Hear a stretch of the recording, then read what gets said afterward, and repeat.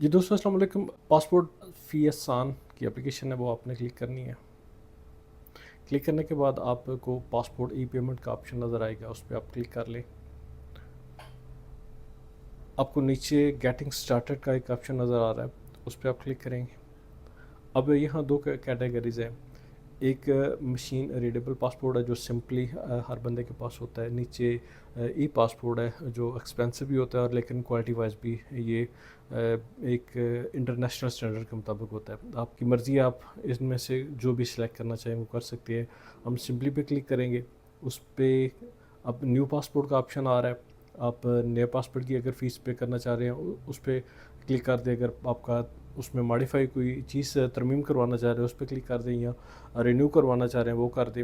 تو ہم passport renewal کی اپلیکیشن پہ کلک کریں گے. اب اس میں سب سے پہلے ترجیح آتا ہے آپ کی نارمل کیٹیگری میں اپلائی کرنا چاہتے ہیں، ارجنٹ ہے یا فاسٹ ٹریک ہے، جو بھی آپ سلیکٹ کرنا چاہیں. ہم نارمل پہ کلک کر لیتے ہیں. اس کے بعد 36 پیجز آپ رکھنا چاہتے ہیں یا 72. اگر آپ زیادہ ٹریولر ہیں تو آپ 72 کر لیں، ادروائز 36 سے انف ہوتے ہیں.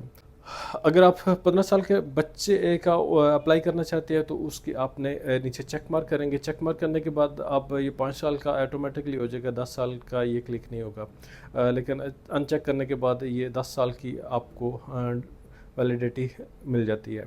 اب 5 سال پہ کلک کر کے ہم اس کو کنٹینیو کرتے ہیں. کنٹینیو کرنے کے بعد سب سے اوپر ہم نے اپنا جو آپ کا ڈسٹرکٹ آفس ہے وہ آپ نے سلیکٹ کرنا ہے.